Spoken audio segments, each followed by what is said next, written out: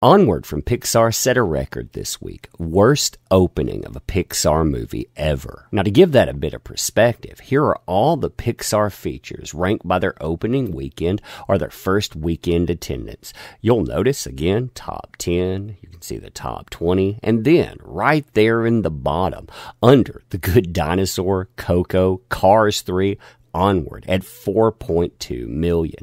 When you look at the discrepancy in that too, from the top to the bottom, I mean, we're talking about quite a bit of money. And when you break this down by the numbers, looking at domestic, international, and on, well, it invites some interesting questions, which we're going to talk about today. Hey there. So today I want to return to that wonderful world of movies, and I want to talk about some of the things that have surrounded Onward, causing it possible issues. Plus, I want to talk about the box office results and maybe some reviews within it too. See, when you consider this movie, you have this perfect storm, if you will, around it. You have controversy that surrounded this. You have boycotts. You also have the issues that are going on worldwide, keeping people from watching movies. And when you look at all of that together, well, yeah, it's going to cost you money. See, the first time I heard about Onward, it wasn't from classical means, classical advertisement. It was from all of the articles being launched talking about the boycott on it. This, for example, is bounding into comics discussing the boycott there. And when you see it this way, when you see controversy, you have to ask yourselves, does Pixar really benefit from that? So this is one of the many boycott pages that are out there. And when I'm talking about this, I want you to understand it from this perspective. It's not about the boycott, but rather, what do you know about this movie? For myself, the only thing that I knew about the movie Onward was that there was a boycott, that the boycott was about this subject, but I knew nothing else about the movie. And that, again, does it help the movie? See, this is classical advertisement. It breaks down the film with a synopsis. It tells you who exactly is offering it, and it tells you when it's coming out. Now, for myself, I've never seen this before. What I had to do is actually look it up, because anytime I see this film discussed, it's about that one subject, pro or con. You know, you see a lot of articles on that, but again, one subject, pro or con. Now, I find industrial psychology, or the psychology of advertisement, fascinating, and I have to wonder which helps more. I mean, you give me your comments on that. Which one actually impacts you when you're going to see something? Do you need controversy with Pixar, or do you need someone telling you, set in a suburban fantasy world? Disney and Pixar's Onward introduces two teenage elf brothers who embark on an extraordinary quest to discover if there's still a little magic left out there. They tell you about who exactly is on this. They're the people behind Monster University, and they tell you the release date. Now, that, of course, is not the only thing that is weighing on the movie industry currently.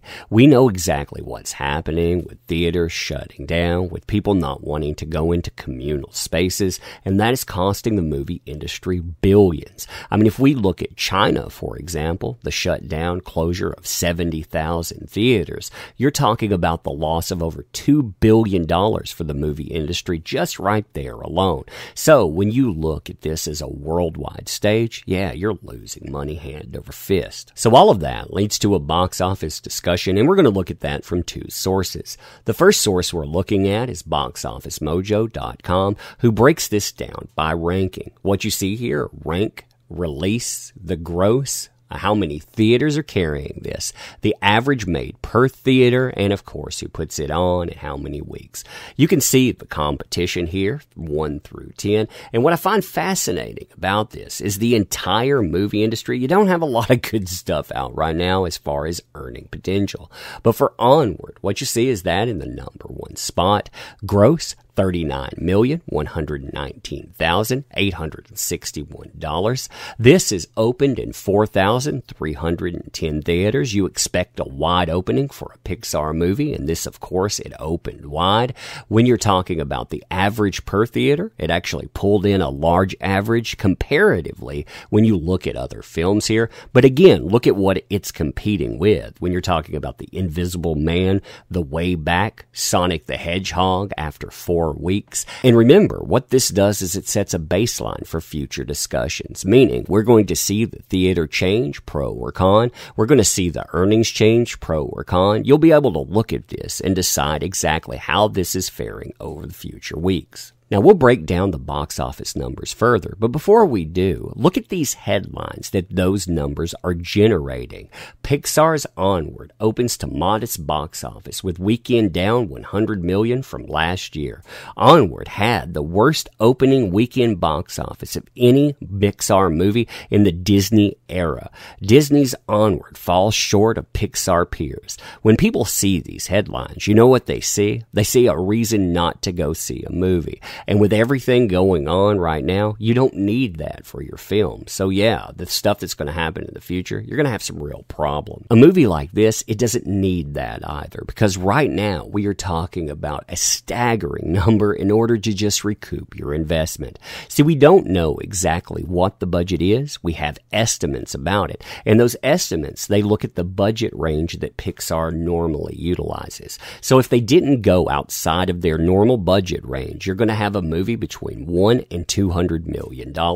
And when you look at the advertisement for Pixar movies, it's safe to assume that they went out and they doubled that budget. So again, if this is the range, what you're going to have is between $200 to $400 million just to break even. Now this is a better breakdown of where the movie is currently. It's going to add on a couple more days, so you're going to see a couple of those numbers change. But when you're looking at domestic box office currently, you're looking at $41,629,376. If you look at the international box office, that's pretty low too. I mean, with all the issues out there, all the shutdowns, at $27,835,754 for a worldwide box office of $69,465,130.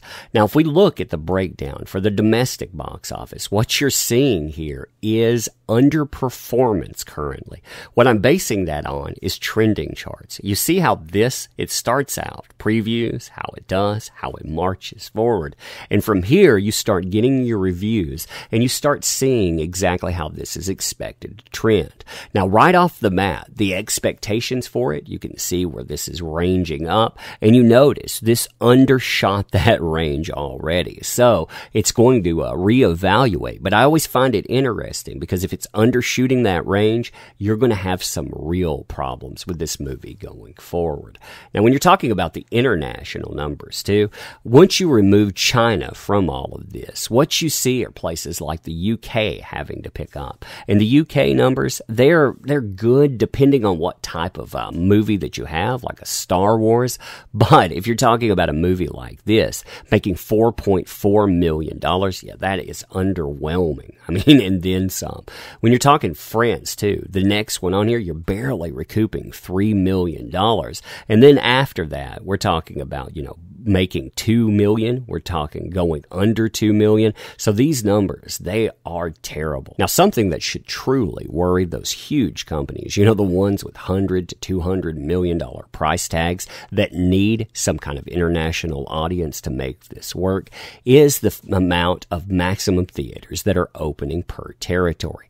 Now, granted, you do not have all of the numbers coming in yet, but when you look at some of the regions that are reporting, what you'll notice is a fraction of the movie theaters that have been opening normally, and you're probably going to see that reduce even further as you have more and more issues abroad. That too is a discussion of popularity, not profit. I mean, if you factor in profit for a domestic audience, you're talking about making about 65% at best of the number you saw. So figuring at best those numbers, what you would be looking at as a take-home is $27,059,094 and change. Now, as far as international is concerned, you're talking about 45% on average. So when you start factoring in how much money you're making there, those numbers, they look even worse. You're talking about around $12,526,089 and change. And that sounds bad. See, if you factor both of those together, what you're looking at currently is $39,585,183 and change.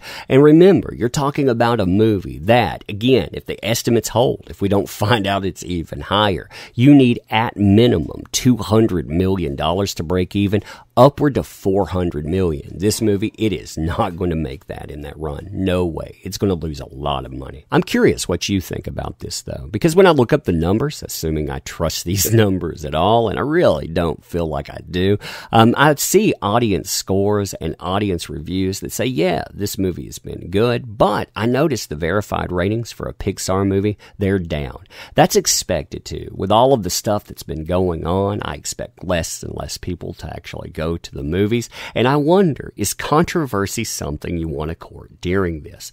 See, I've seen that with Mulan. I've seen this movie, and as I look at those factors, I notice you have even more chipping away at your box office, and that can't help. But anyway, you tell me what you think. Now, ending this, I want to say thank you for showing up. A lot of people, they do not take that time, and I do appreciate you helping with this channel. I mean, it couldn't do it without you, so again, thank you so much for your support. If you like this stuff too, you want to subscribe and share videos, awesome, but your time is valuable, so I don't want to monopolize it, but I do want to thank you for it. Anyway, we'll be doing this stuff again soon, so check that out, and like I said, thank you. I do appreciate you.